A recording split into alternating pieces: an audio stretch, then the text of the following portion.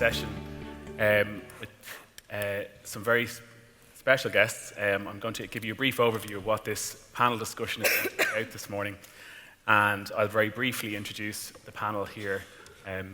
As we say in Ireland, blessed art thou amongst women, so I am the token male. But first off, I'd like to welcome Katie Wilmore, Head of Anti-Bullying at the Diana Award, Natasha Pearce, Senior Research Fellow at Telethon Kids Institute, Jan Urbanski, Director of Safe and Human Schools at Clemson University, and Christina Salmivalli, Professor of Psychology at the University of Turku and Principal Investigator of the evaluation of the Kiva program, and lastly, Frida Warg, Educational Manager at Friends Foundation in Sweden. And I suppose this morning what we're here to do is to open up discussion and have a dialogue based on the different national contexts with unique organisation characteristics and a variation of practices and approaches to preventing bullying. And I suppose the big question we have this morning is, what are anti-bullying organisations doing to decrease bullying? And maybe we look at our learnings from the past and our joint vision for the future. So just before we kind of go into questions, and I will have some questions, about 15 minutes at the end for questions and answers from the audience, but maybe I'd ask each of you to maybe give a brief overview of your organisation and and what you do in terms of tackling bullying. So maybe Katie, would you like to start us off? Hi everyone, my name's Katie. I am Head of Anti-Bullying at a charity called the Diana Award. The Diana Award was set up as a charity legacy to Princess Diana and her belief that young people have the power to change the world. So we completely hold that belief in everything that we do, and we inspire and drive positive change in the lives of young people through all of our programs. We have 3 core programs, an award scheme, the Diana Award, and that is an award that's given out to young people who are doing inspirational work in their schools and communities. We also have a mentoring program where we work with disengaged young people around the UK and equip them with life skills and business skills. And then we have our anti-bullying program, which is where I sit, and I head up a team of 14 people who are out constantly around the UK delivering anti-bullying programs in schools. So we believe that the most effective way to tackle bullying is by empowering young people to make a difference. We really, we know that young people are the best agents for change in their schools, communities, and online. And so our anti-bullying ambassador program works to equip them with the skills, the confidence, knowledge, all the resources that they need to deliver a peer-led anti-bullying campaign in their school. We encourage a whole school approach, and it really is led by the young people. So we will go into a school, we will invite schools from the local area to bring a team of young people, up to 15 at a time, to become that school's anti-bullying ambassador team. And we work with them for an entire day, looking at everything to do with bullying, from how to identify it, the signs and symptoms, what is the impact, all the way through to how to be an upstander rather than a bystander, and then how to roll out this knowledge throughout the entire school over the course of the academic year. I think too often, we ask young people, hands up, who has ever had, an assembly about bullying? Every hand goes up. Keep your hand up if that was the only thing that your school has done to tackle bullying. All hands stay up.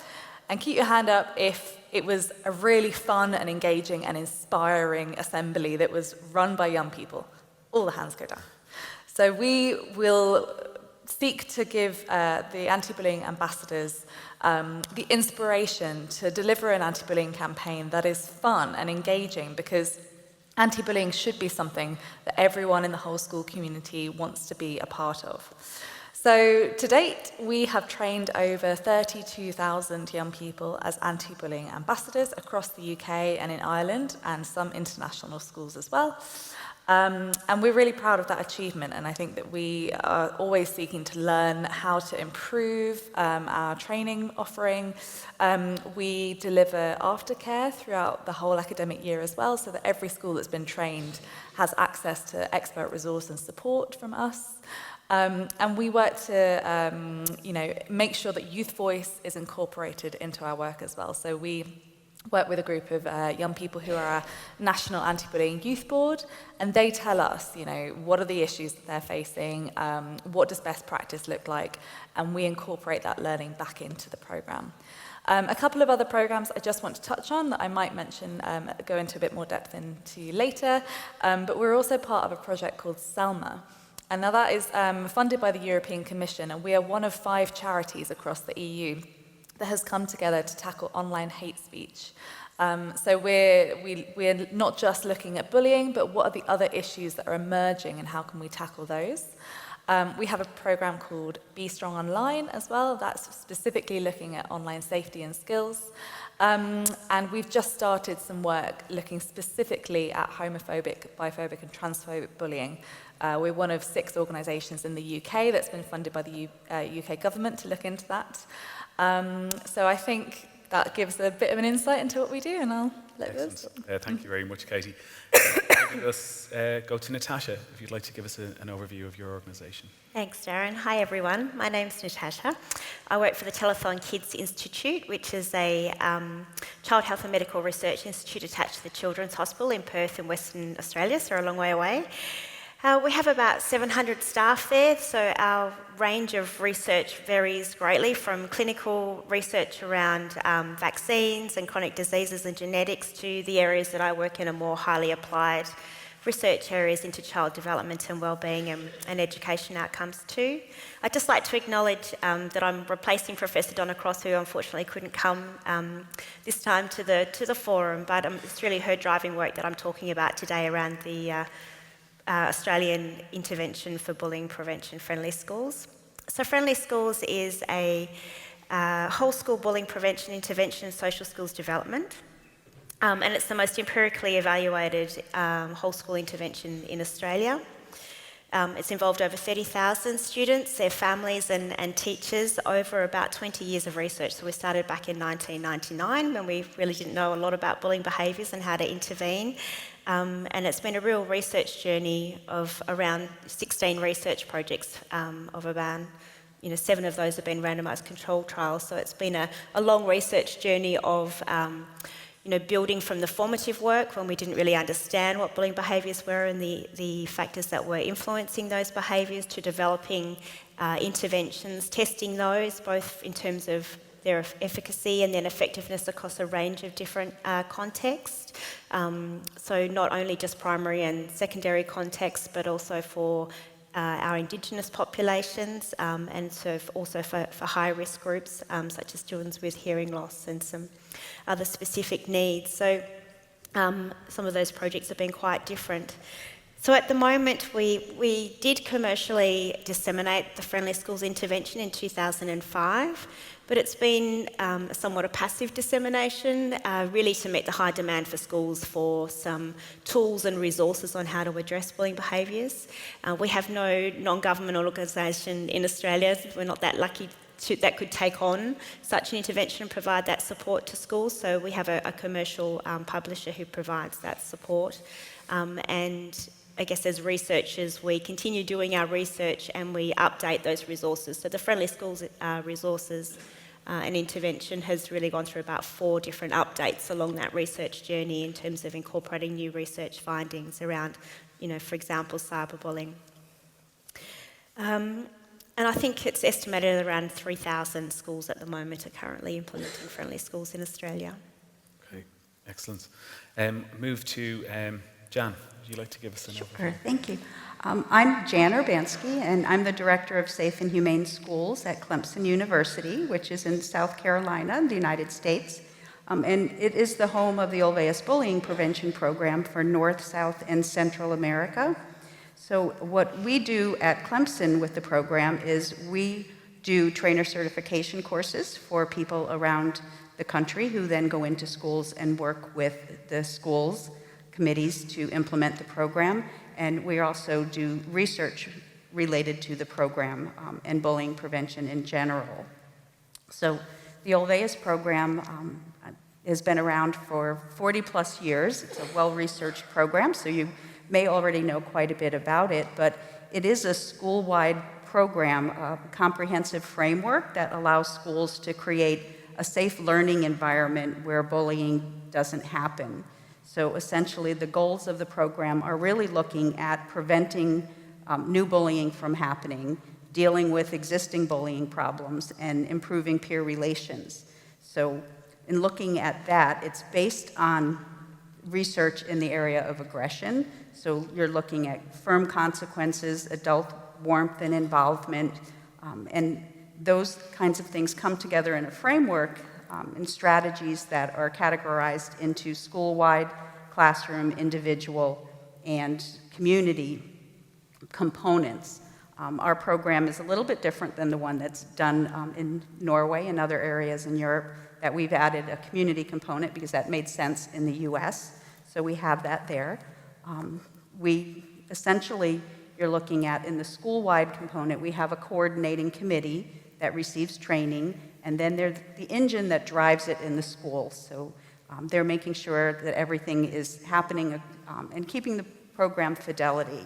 So you're looking at school rules, looking at your policies, you're creating supervision that's appropriate for where areas it needs to be. You're surveying students using the Ulvaeus Bullying Questionnaire, and then using that survey data not just to see how well your program's doing, but also to plan where your hotspots are, what's happening, where do you need to be focusing your efforts on.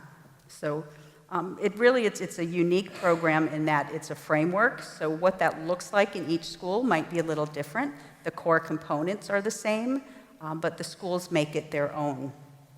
There's a student kickoff, there's training that's done for the staff, and then in the classroom piece, which is an important piece, is class meetings, and that's an opportunity for youth to have voice, and it also builds relationships between the teachers, the adults, and the students, but also in between the students themselves. So it's a time for learning and building relationships and building a classroom climate that's positive and will help to reduce bullying from happening, and also a time to teach kids what to do if it is happening to them or they see it happening to others. And it's a multi-level program, so we have those prevention pieces, but despite the best prevention, when bullying might happen, there's also the intervention piece. So those individual pieces on training teachers what to do if they see bullying, if they hear bullying, or if it's reported to them is an important piece of the program as well. And then, of course, the parents are involved in all pieces of that. And then community, so that we know bullying doesn't just happen in school, it happens wherever the kids may go, so incorporating your community and involving them in your efforts as well is another piece. So as I mentioned, what we do is we do trainer certification courses, and we'll certify trainers who then go into a school and they work with a bullying prevention coordinating committee. They'll provide a training for them, a 2-day training, and then they'll support them in training the rest of the staff. And they also support them throughout 12 to 18 months of ongoing technical assistance. So it's not just a training and leave. They have that support through implementation. And in turn, we support those trainers with our Ulvaeus technical assistant consultants. So there's that ongoing support piece for them as well. So that's what we do, and that's a little bit about the program. Excellent. Thanks, Jen. I'll move to Christina. Yes, hello. So I represent the Kiva anti-bullying program, and we are not really an anti-bullying organization in the same way that many of you come from, but we are part of the University of Turku, so Kiva has now a unit there. But I'm really a researcher. I'm a professor of psychology at the University of Turku in Finland, and how we got started with Kiva was that I myself had been doing research on bullying since the early 1990s.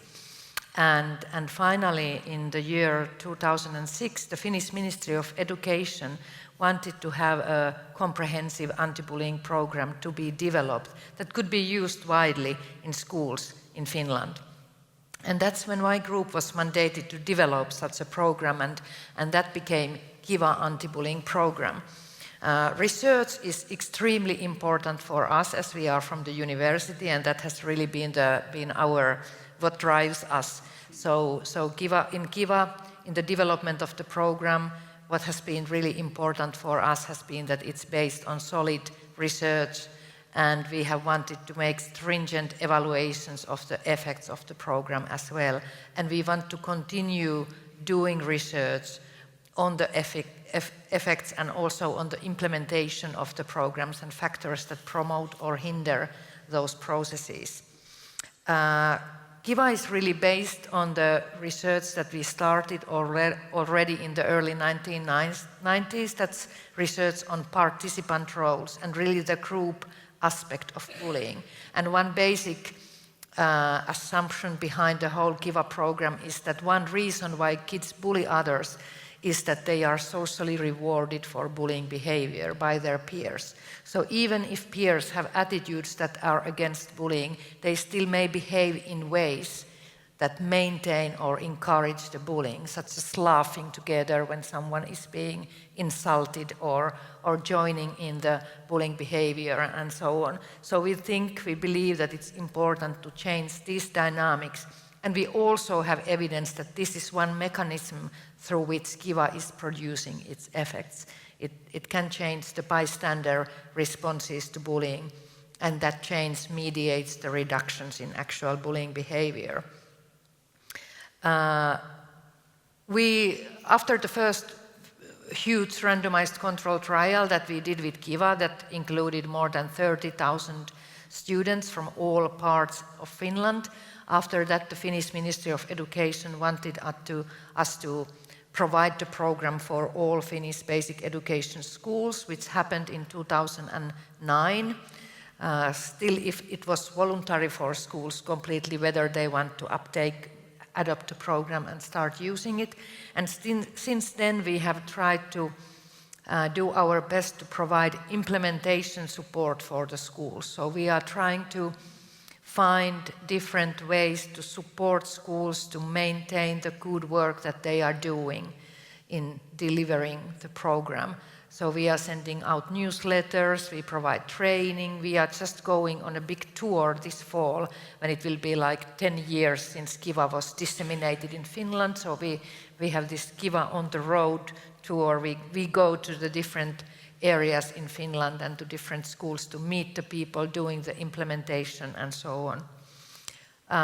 So this is the big challenge for us at the moment. We are not really concerned about finding new schools. We have a lot of Kiva schools, and we mainly are concerned about high quality implementation and what are the best ways to promote that. Kiva is also now used in other countries. I guess at the moment there are about 20 countries where there is either a research trial or a partner organization that is providing Kiva for the schools in the country or region. Okay, thank you very much, Christina. Lastly, Frida, would you like to give us a brief overview of your Yes, organization? thank you. Hi, my name is Frida Vari, and I'm with the Friends Foundation from Sweden. And we are an NGO that was founded in 1999, and 7. And we are focused on developing and applying and also sharing knowledge. So our main work is conducting trainings in schools, sports clubs, and preschools all over Sweden. And we are providing research-based methods for adults who work with children and youth. We have an interdisciplinary approach because we are convinced that multiple discipline is needed to understand why bullying occurs and to provide a better understanding on how to also prevent it and stop it. And we also think it's important that we work with the social ecological framework, that we include multi-levels in the anti-bullying work, the prevention of bullying. So it's important to look at the individual factors, but as well the relationship level and the organizational level, and last but not least, the societal level. And our approach and methods are based on intervention research, and we mean by that also effective measures for both prevention and intervention. And when we started Friends more than 20 years ago, for many years we worked with the peer support system in schools, empowering and enabling youth to work with these issues in their schools. But there was also a big, we saw that it worked well in different, in some schools it worked really good, and some it didn't. And there was also a big evaluation study done by researchers in Sweden in 2011, and they actually also saw that some of the work we did with students were not effective and sometimes also harmful, and which also led us to the conclusion that we need to adapt and change our methods. So we launched a 3-year training program, the Friends program, in 2010, that would focus on actually implementing not like a strict program in the schools, but to implement systematic and long-term work within the schools itself that was based on data and analysis of the unique school situation. And that has been developing ever since. And we have always been very, it's been important for us to start with the students. So they are always the first ones who they do surveys, and then they are always the first ones that we meet when we come to the school. Before we meet the principal or the administration, we meet with the students, so they are the one defining the problems and looking for solutions in their own school. And another thing that I would like to bring up that has been that permeates Friends' work is the term that we use in Sweden is a norm-critical approach, but I believe that's not an international term. I know that Kevin Komashiro, who will be keynoting tomorrow, he uses the term anti-oppression education or social justice education, and he is also the one that started all of this, that perspective about remembering to look at what kind of norms our students have to apply to in their everyday lives, and look at privilege, and look at different kind of structures in society. So from now on, we are also in a big process with researchers in Sweden, Björn Johansson and Erik Flygare from Örebro University, to try to develop also methods, not only asking what works when it comes to bullying prevention, but also what works for whom and in what context. Because previous research show that different components in bullying prevention have different effects in different contexts. So we think it's so important that we all learn more about that, so we can really work with a school-specific approach. So they are helping us in developing that contextual evaluation methods to do that. And we are also very interested, and it's also vital that we learn from others. We can't stop bullying on our own, so one of the things that we're also doing is collaborating with Kiva and trying to learn from their big research and methods that they are using. So we're starting collaboration with them. And as a parallel process, we are also developing a blended learning context, because we mainly do work in the schools. We go out to every school and meet them, but we also have seen that we can use our time and their time better, and also try to start at higher levels. So we try to mix face-to-face intervention with also digital content for our training courses for teachers and students. And there are 2 workshops that we're doing here at the forum. One is about the blending learning context tomorrow, and also today there's one about our work with that whole community school-specific approach that are later today. So I can invite you all to check that out. Excellent. Thank you very much, Frida. I'm hugely excited to be here and to be on the stage with you all, because my own background is I'm with ABC, and we're being challenged to set up a 3-year program to develop an anti-bullying and online safety program for every school in the country here in Ireland. So it's very exciting for me to hear what works, what your challenges are, because you have a common thread through all of your organizations that to tackle bullying. What change, what different kind of programs make a change for children exposed to bullying? So what do your programs do to make that change? If somebody wants to jump in. Christina. Well, if I could start by saying in our program we have the preventive aspects, and I guess very many programs have this, that they combine the prevention aspect, which means something that is targeted universally at all kids, like student lessons or some kind of campaigns or something to make them all think about the problem of bullying and how they may all play a part in that, and how they also may all be part of the solution to this problem. So this prevention aspect is one important thing, but I think that equally important is the intervention aspect, because no matter how hard we try to prevent bullying from happening, I think there will always be the cases when we find out that, okay, there is this child and he or she has been bullied maybe already for quite some time. And then the adults, educators, other adults working with the child really need to have an understanding of what approach they should take in order to make the bullying stop, and also to find out whether the child needs some extra support on top of that.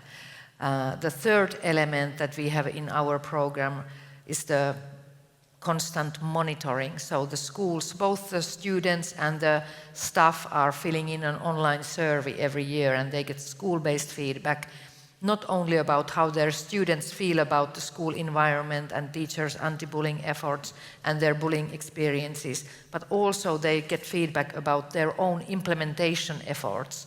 Like, how many lessons did we give, how many cases did we tackle in the Kiva team, did we have the meeting with the parents and so on, and they can compare their own implementation efforts to the other schools who are implementing the program as well.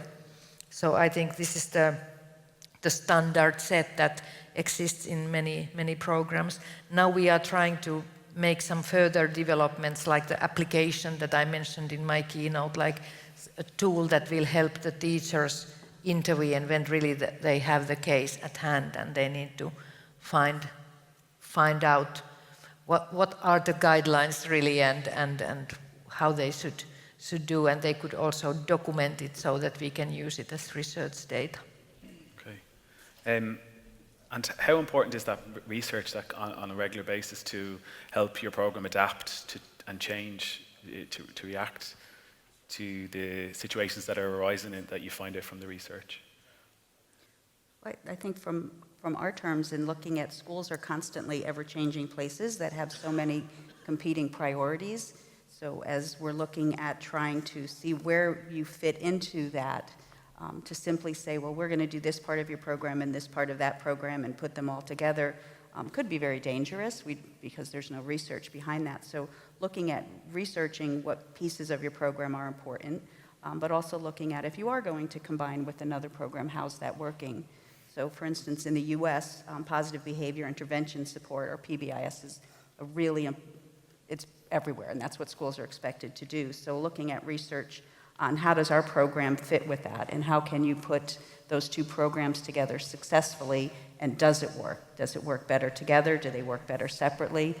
So looking at those kinds of research things are important so that we can guide schools in how do you incorporate everything that needs to happen to address the needs of all the students. Because there is a lot out there available to schools and to organizations. So is it a common occurrence that they'll take parts of one program, parts of another? Is that a big challenge for your own organizations? Absolutely. It is, yes, and I think one of the strengths of Friendly Schools is that it really goes in with, like the Alveus, a framework that actually aims to build systematic capacity around evidence-based decision-making on how they can address bullying behaviours, but also the multiple outcomes that they're now required to really focus on, so like mental health and social-emotional development outcomes as well. So often these programs are all trying to achieve the same things. So Friendly Schools has a 5-stage implementation process that really supports the schools with tools and resources at each one of those stages. in terms of making decisions about what are they already doing? Because a lot of schools are already doing so much that is really good, but there's also, perhaps things they could let go of that aren't working so well. So helping them with tools, we call it our Map the Gap tool, so they map their current practice against the research evidence.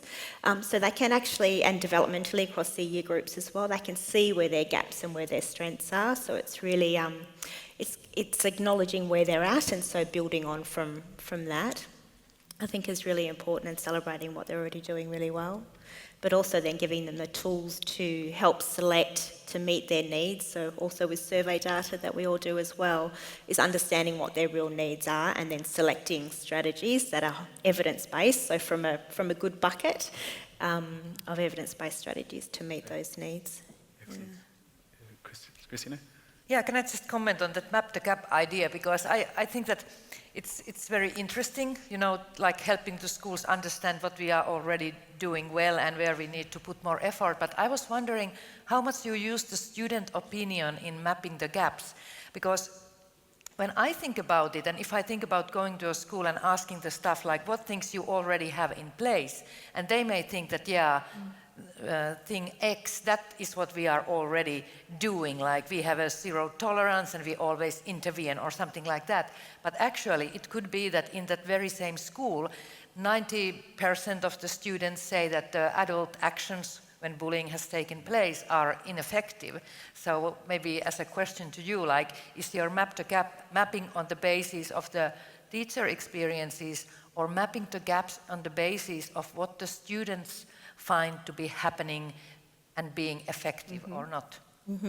It's both. So I guess the student data comes from the surveys with the students and asking them obviously their experiences around bullying, but a whole range of things around how connected they feel to their teachers, the school, their peers, their perception of peer support, so how much that peer dynamics is playing, and family kind of questions as well. So the survey is really coming from the student data. So the Map the Gap is for the school leadership team and the staff, if they wish to do it with all their staff, really looking at current practices. So Friendly Schools is divided up into 6 core components. So it has the physical environment as well as the social environment, their capacity in terms of their organisational structures and how they deliver their competencies to building staff, parent competencies as well as the student curriculum. So it's looking at a whole range of different practices, and then when they kind of map out what they're doing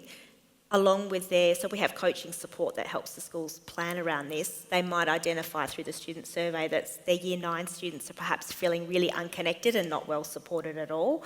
And when they often map out what they're doing, they often see gaps in their practices that they've gone, we've been so busy focusing on our transition year of the students coming into the school that we've forgotten about the year after. So it gives them some kind of sense of where to target their specific strategies. Okay, and is that effective immediately? Do they take action on that directly straight away? Yeah, so then there's planning tools around helping them to decide where they're going to start. So I guess because Friendly Schools is quite a complicated program because it has many components to it, it's a long-term plan in terms of implementing on a cycle every year. So they slowly build up, their practices over time. And so it's worked really well in terms of they can get some really quick wins off the board normally. So usually the physical environment is something that they might like to start with because through the survey they've identified some student hotspots where they know there's some bullying incidences that are happening at a higher frequency. Yes, and then, it's something that maybe the lockers, something that they can change actually quite quickly and they get some quick runs on the board, but then they know perhaps some of the longer term things like embedding curriculum or some of those things that require more staff capacity building things are a part of their long-term plan. But I mean things like, for instance, do you know what's the proportion of kids who have been bullied and have gone through the intervention, whatever it is in the Friendly Schools, how big proportion of them say that it was helpful? Do you know that number? In terms of what the school is doing? Yeah, like the students who say that, I was bullied and they intervened, but it was helpful or it was not helpful. And this could be asked from all of us. I'm just saying that I don't want to push. Yeah, no. Those questions are in the questionnaire. So I guess do you know the number? How many students think that it's helpful versus not?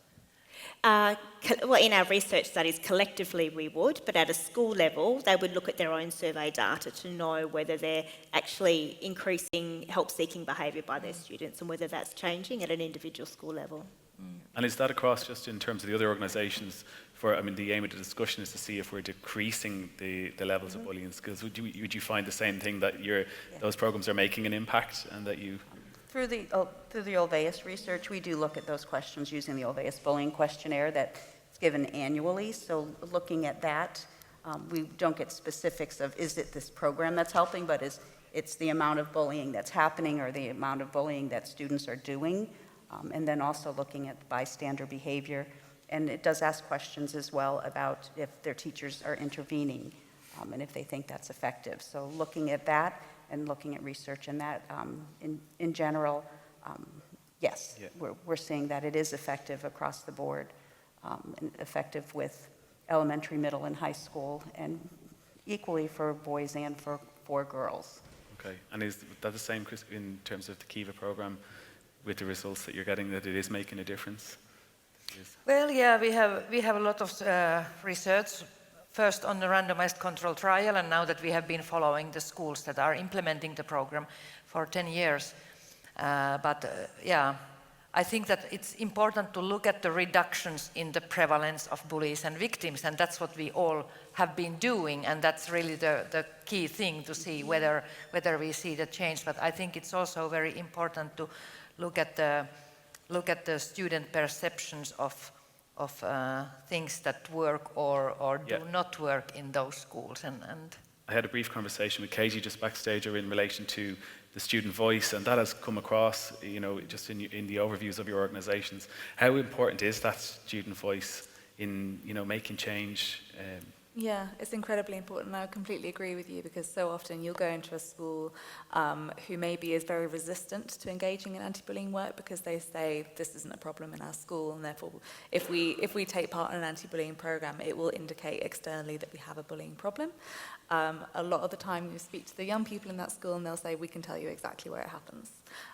So we really see it as actually, it's a preventative approach. It's not about saying that we have a bullying problem, but it's about changing the school ethos. And youth voice is incredibly important in that, because you want it to be coming from the ground up in terms of what culture do we want to build in our school. And I think that peer-led approaches can really help with that. I think we were talking a bit about picking and choosing different elements of different programs. I would say that within any anti-bullying program, there are a few kind of basic things that need to be addressed in terms of, are we taking a whole school approach that isn't just a one-off lesson and tick, it's done, but actually it continues throughout the academic year, it engages the whole community, everyone from the people working in the school canteen to the people working in the library, to parents, to governors. And we also look at how can young people change or improve the school's policy on anti-bullying. So in the UK, it's law that every school has to have an anti-bullying policy, but we know from experience that the quality of those can vary massively. Often we speak to young people who say, I have never read the anti-bullying policy, I don't know what it says, and I don't know where to find it. It might be a really lengthy document that they find really hard to engage with.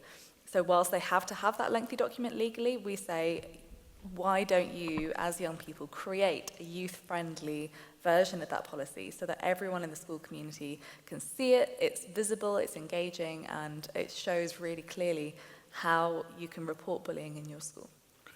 Yeah, when it comes to the students being a part of like I said before, defining the problem, because you asked about is there a problem if they're picking different parts from different programs, and for us that's not a problem. It's actually kind of we encourage it, maybe not different programs, but because what we see is the problem when it comes to implementation is the school skipping the part of the analysis, because we have a lot of data, we have a lot of surveys, and one school might have a problem with bullying in the changing rooms, and another school might also have a problem with the bullying in the changing rooms, in the locker rooms. But if you skip the analysis part, and if you skip talking to the students, you don't know what kind of measures to how to solve that or how to prevent it. Because in the one school, it might be like norms or privilege, masculinity norms that are the root of the problem. In another school, it might be the relationships of a certain group of students. So you need to do different measures in different contexts in different schools. So that's also why it's so important to not miss to bring the students into the part of the analysis. Okay, Christina, did you want to say anything?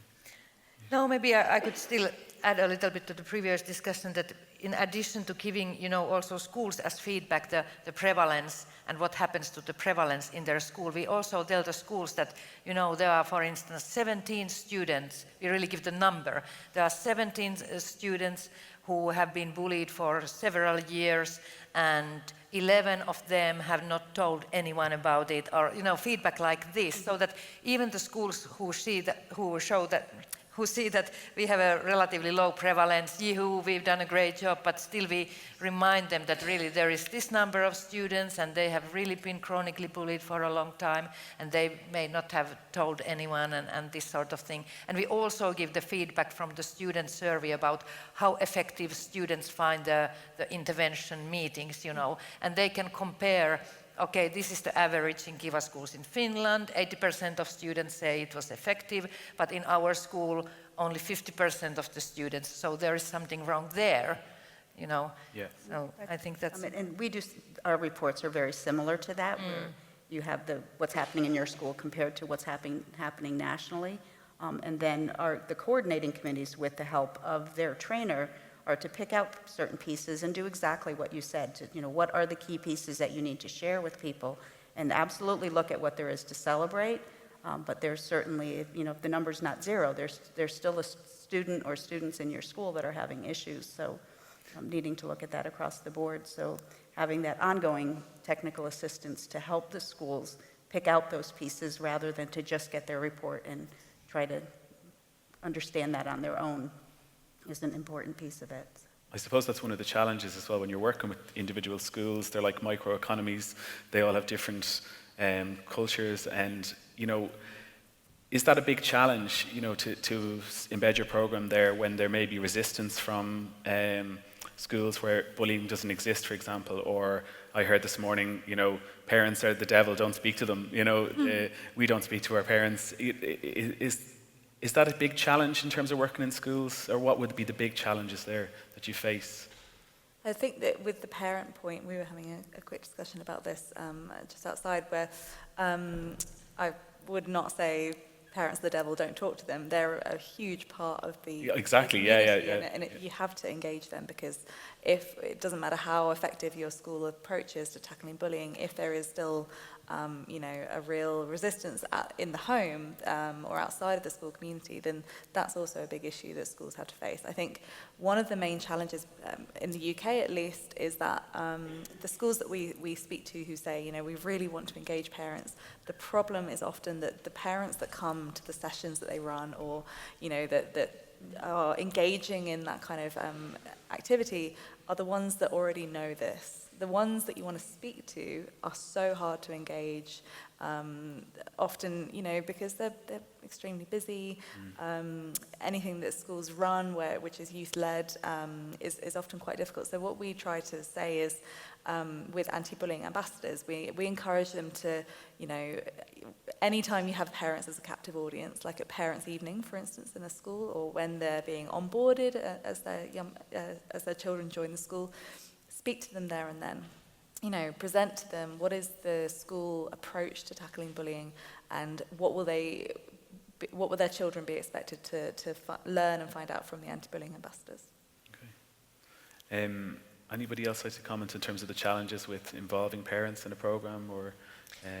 I think we have similar challenges. Yeah. We actually had a pre-conference this Monday where a lot of our programs met and discussed common challenges and trying to find solution in workshop. And that was one of the things that we all saw, that it's hard to engage parents. And what other challenges came out of that discussion actually that you had on Monday? That was much like Katie said, like it's hard to track them and motivate them and try to reach them, and also to make them feel that they are part of the school.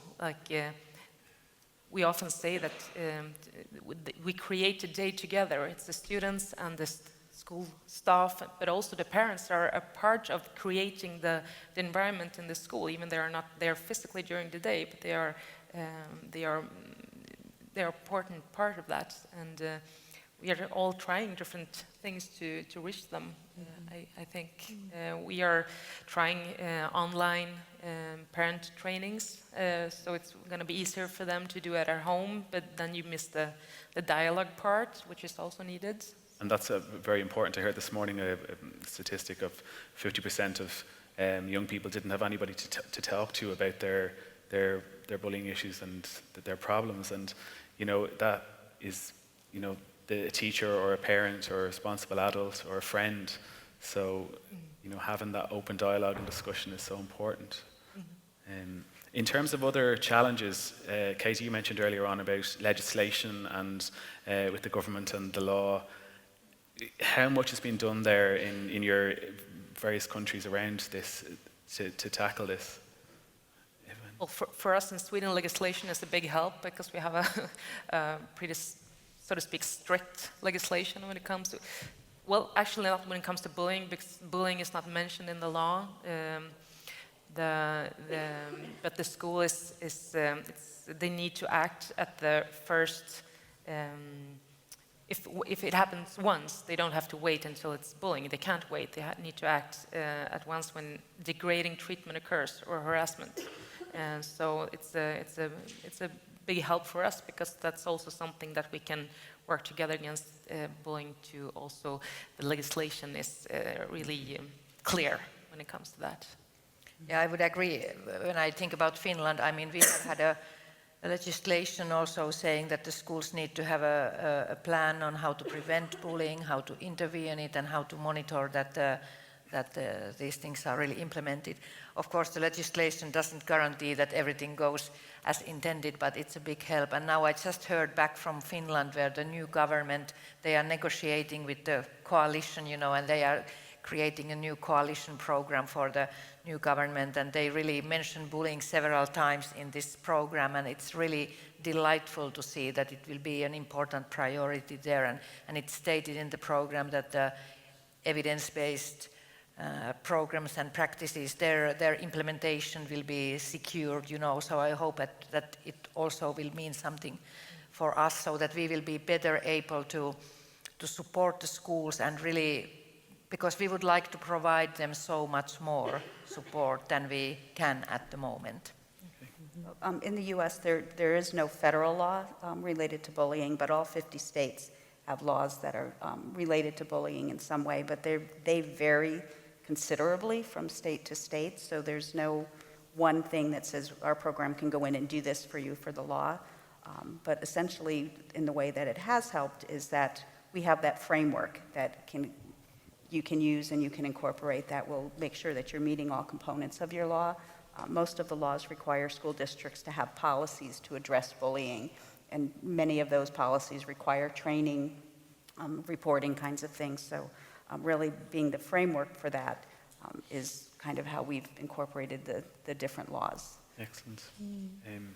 In Australia, we're the same. We have, our national framework is a wellbeing framework that's just recently been released and changed to be more comprehensive, so safe and supportive schools comes under a wellbeing framework, which is really, really nice. But we have 3 different education systems in Australia and each look different in each state, so it's really difficult and from a national perspective around laws and things, but each one of those different education systems, most of them will say that schools need to have a policy to address bullying behaviours and even an action plan, but that's really where it stops. There's no real implementation support for schools to really know and understand what to do. And so therefore they tend to rely on, there is lots of information out there, but in terms of actual support around real implementation for intervention, there's not a lot. Okay. Very similar in the UK. So I think one of the challenges we face is consistency. So the Department for Education in the UK says that all school has to have an anti-bullying policy, and that is backed up by the inspection frameworks we have Ofsted, which it goes in and inspects schools, and we're part of the Anti-Bullying Alliance in the UK, which has done some really great work recently to make sure that in the latest iteration of that Ofsted framework, bullying is really a key part of that. But in terms of support for schools, we are part funded by the Department for Education, but on the whole, schools often look for a lot more guidance than they're currently being given. But the Department for Education will say it's up to each school individually to decide how best they want to deliver anti-bullying. We're not going to dictate how you should do it. So as a result, we see lots of different mechanisms for reporting, lots of different definitions across the country, which can vary wildly of how bullying is defined. So that's kind of one of the key challenges we face, in that it is quite difficult to get a national picture of bullying prevalence as a result. Okay. Frida mentioned earlier that you're, in conversation and workshops to share information, and if we discussed some of the challenges.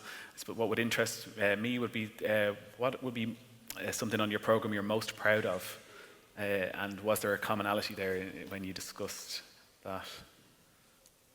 Are you asking me? Yeah. Are you looking at me? Sorry, jump in, anybody. So what I'm most proud of when it comes to Friends work, or Friends as an organization, I think it's our ability to actually change and learn and develop from our own work and from others, that we are not like set on an agenda that we work on without taking in knowledge and help from others, and research and also evaluations.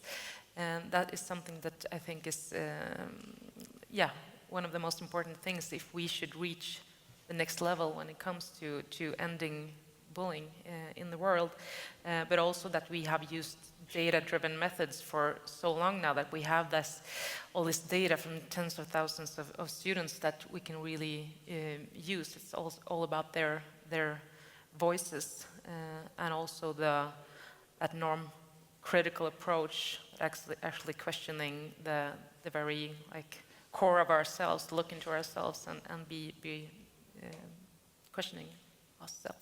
Excellent. Yeah. Christina?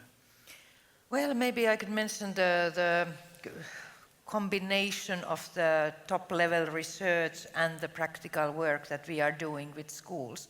I think that's not so common combination after all, and also the fact that we continue doing and developing, as you also said, with Friends, like we never thought, and we don't want to see Kiva as a program that is now ready and it's perfect or the best one, but no, we want to understand it better all the time and develop it further. Excellent. And I agree completely with what you said, Christina. The same kinds of things with our research base, the practical implication, the helping. We've trained over 2,000 people. We're approaching our 100th training certification course this year. So just the network that's been created to support the schools, and then the research that's gathered to show what's effective, what's not, and then just being fluid enough so that as schools are changing, we can incorporate that into the framework. And it's not, as you said, it's never a completely done program. The components are always there. The research that created the program and the background to there is always there.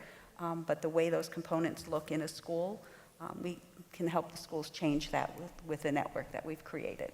Excellent. And I think it's that change, and it's using that research to adapt and change, Exactly. to take your programs to the next level, to tackle bullying.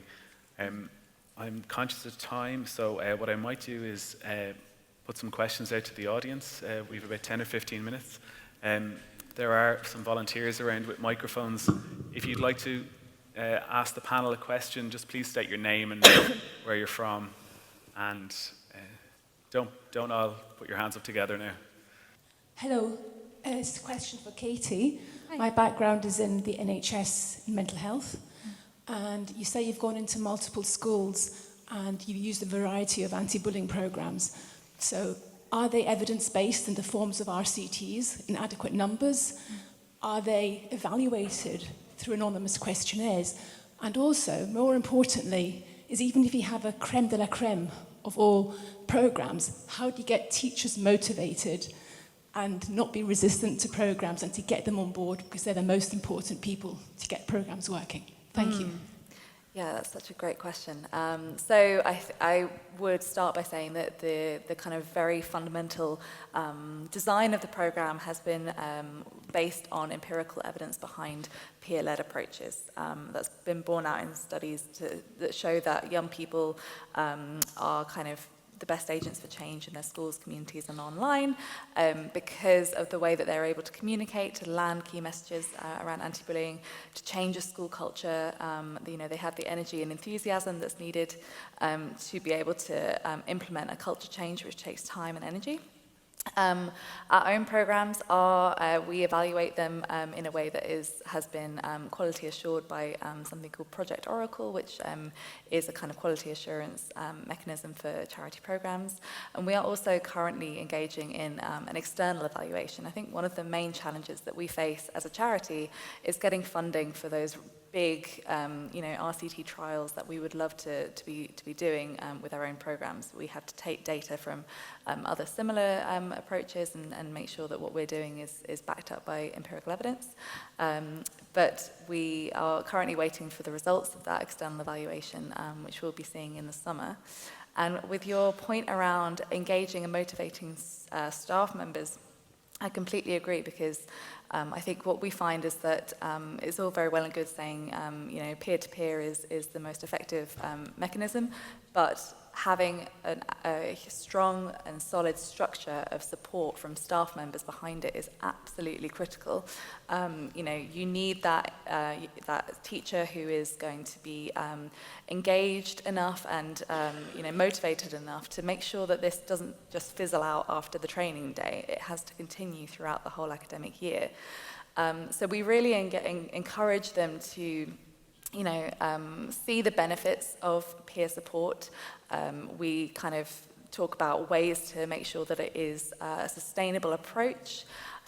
Practical tips, things like, having a regular meeting place and time for your young people to make sure that it becomes a kind of regular part and parcel of their daily school life. Reassuring them and giving them support, encouraging them to network with other schools around the area to share best practice. And generally, we do find that, the schools that have incredible, engaged teachers who want to support this are the ones that see, long-term positive change over a number of years. Thank you. I'm sorry, there's a follow-up question on RCTs, because I come from a statistical background. It's expensive to do large-scale RCTs, but then in the meantime, until you get funding, why not use programs that have had large-scale RCTs? Because you're reinventing the wheel, and you're costing more money. And if you collaborate with programs from different countries that have had these programs, isn't that more cost-effective and easier from implementation in the UK? And we're really open, I think, to collaboration. Would love to do that. I think there is data out there as well that we use to benchmark our progress. So we definitely wouldn't want to reinvent the wheel at all. We want to look at what has gone before us and how can we learn from that. So let's talk about collaboration. Okay, thank you very much, Katie. Have we another question in the audience? And thank you for your questions. Don't be shy.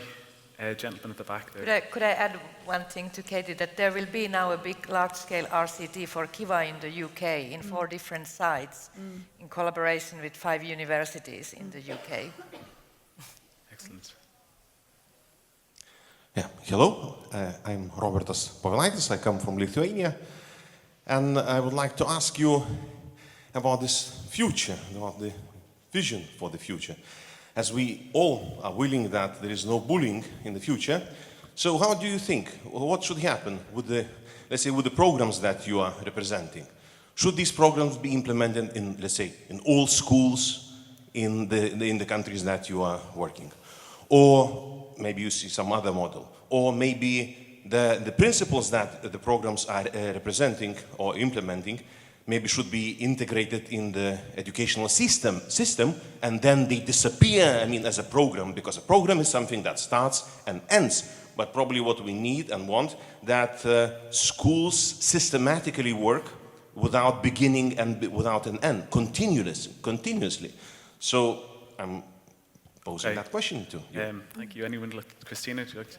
I absolutely agree. That was a very good comment. I think that in a way, it's bizarre that if we think that these are skills and things that all the teachers and other staff in the schools should be doing, and then what happens is that after their basic education and their training as teachers, they go to work in schools, and then we give them all sorts of programs and we ask them to start implementing those programs. So in a way, this is very, I mean, I shouldn't be probably saying this as a program person, but I say it anyway, that absolutely it would make sense to provide more information about these issues in the basic training of the teachers and other adults who are working with children. Still, it may be useful to have some concrete tools, because that's what teachers, even if they have the training and the right attitude and the basic knowledge, they often miss tools because it's easier for them if they don't have to plan some activities from the scratch or lessons or whatever they want to do. I would see the programs more as tool packs for teachers who get their basic training so that it covers these things. I agree totally, and also like there will maybe in the future, when the teachers have the professionalism and the ability to tackle bullying and prevent bullying, like incorporated in the professional work, then maybe programs or organization can work with translating research, because research will always be needed because the world is changing. So maybe we can provide knowledge and, as you say, tools for the schools. And I was just going to comment that one of the challenges we had in common as we were talking about those on Monday was wanting to pick and choose pieces and look for a quick fix. Yeah. So rather than looking at creating that systemic change, which we're all looking for, that takes time. You know, it takes several years to make that happen, and then it should just become part of your program, or part of your daily life in your school. So it's not a beginning and ending time to any of our programs. But that's not often what schools are looking for. They want that quick fix. So some of the things we did talk about is the teacher training programs, and then really just getting the information out there on what works, and that those one and done kinds of things aren't going to make an effect. I think that's hugely important as well, is to train teachers in and educate them before they enter the school climate or the school situation. And that is, I think, you know, then it becomes embedded in the school program and in the curriculum, and it doesn't have an end. So it's that's a very good question. Thank you very much. Yeah, I think it's in how we kind of market our programs a little bit as well, in terms of, I think we all do have that underlying drive to build general school capacity to make good decisions and understand, you know, the impacts that they're having with the different strategies that they choose. And I think it's going in with those core messages. I mean, often with Friendly Schools, we're about, you know, not adding to your workload, but doing things more efficiently in a more effective way. So, you know, there may be things that you stop doing that perhaps aren't so, you know, effective, but it's having that information to make those decisions that I think are part of the program. And it's obviously, you know, as they move through a yearly cycle, and they may be years down the track, they may not be calling it the Orvaeus program anymore or Friendly Schools, but if you look at the practices that they are doing, you know, do they have these things embedded, which is the whole point of sustainability really, is that, you know, the program name is not the point of the, you know, the exercise. It's really about embedding and ingraining these practices so that those impacts, you know, for kids are continued for, you know, forever, along with upskilling staff as they come along all the time. I completely agree with that. For schools to say we're doing the Orvaeus program really isn't the goal. The goal is for them to take all of those components and make sure they're happening in their school. What they call it really isn't important because it's just their way of work in school. Okay. Have we another question? We have time for one more question. Yeah, just at the front. Thank you. Murray Smith, Anti-Bullying Centre here, obviously known to some of you. I suppose there's two questions there. Firstly, I mean, this has been brought up particularly by one or two of you, but in terms of what kind of criteria would you use after a programme has been implemented, to maybe just to describe generally to, you know, the audience just what criteria will be used to figure out whether has there been a drop, and if so, has the relevant programme been a factor in that? Maybe there are there can sometimes maybe be other factors? And also, do you think you sufficiently publicise the issue that maybe there is a drop? Yes, our programme does make a difference, but that maybe, okay, there may be other factors. I mean, you may have to, admit to, okay, there are some things that seem to work. This happens, maybe, hopefully, we can kind of stand over that it may be a main factor, but there may be other criteria as well. Okay, thanks, Mary. Christina? Yeah, I would say that an evaluation where you only look at the schools that are implementing the program and you see whether there is a drop or not has very little value. I would say that it's not evidence. In randomized control trial where you have a large enough amount of schools and you randomize them to those who start with the program and those who don't, all the changes, drops or increases that you are going to see over time should be due to the program and not to the other factors, because this design is designed to control for the other factors. Mm-hmm. We do a lot of measuring of other things besides bullying outcomes. Obviously, that is one important area, and obviously social skills and social emotional wellbeing elements too. But we also look a lot at school capacity changes and structures within the organisation, and particularly around staff skills and self-confidence and self-efficacy to be delivering those changes in practices as well. So it's recognising that schools obviously are changing places, and when they're embedding new practices, that changes along the way too. In fact, they have to change on purpose to actually embed new practices within their existing context. So it's actually trying to capture what's going on and how that's impacting and perhaps informing things that might need to change along the way. So I think it's important to look at school capacity changes as well along the way. Okay. The more process outcomes. Thank you. Any last takers for a question? We have. Hi, thank you all. This has been very fascinating. Amanda Nickerson, University at Buffalo. I know a lot of the programs are very focused on prevention and climate and whole school approaches. I guess I'm wondering what you've learned about the more tier 2 or tier 3 interventions. I know that both Jan and Christina were talking about the reports back to schools about those that may still are still being bullied and maybe aren't telling anybody. And so what are sort of the strategies or recommendations or evidence that you've gathered about what may work best? Thank you. Yeah, we've done several studies to compare different strategies to address the cases of bullying, and I think that there is not much out there apart from those studies done together with Claire Garandeur, whom I think I see sitting right there in front of you. Yeah, so we've done a series of studies where we really, in the context of Kiva, and we wanted to compare two types of strategies. Maybe I can't go very deep into that, but we can tell you where you can find the research, and we still continue on that same line of research. Basically, we have two different strategies that we recommend now to Kiva schools, because we have found no evidence that one would be more effective than the other. So now the schools can choose, and now of course we are interested in following which strategy they tend to choose, or whether they do some kind of adaptation of their own, and what are the effects of these different choices. Jan, do you want to? Oh, no, I was just going to comment the same thing, that there is that intervention piece to the program as well, because despite best efforts, you're going to need to be able to do that. So looking at how you do that is a part of the program.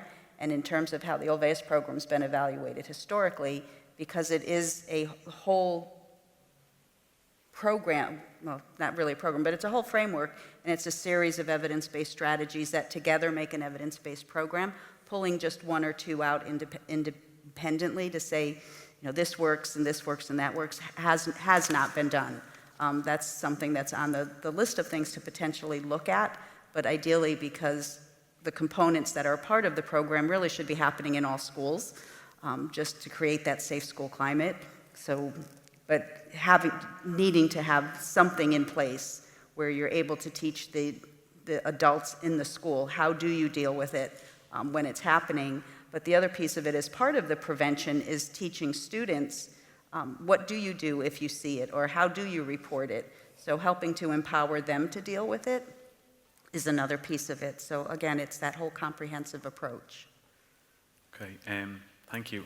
I think we're going to end it there. I'd like to thank our panel, if you'd like to give them a round of applause. Christina Salmivalli, Frida Warg, Katie Wilmore, Natasha Pearce, and Jan Urbanski. It was a pleasure speaking to you this morning, and thank you very much for participating in this panel today. Thank you.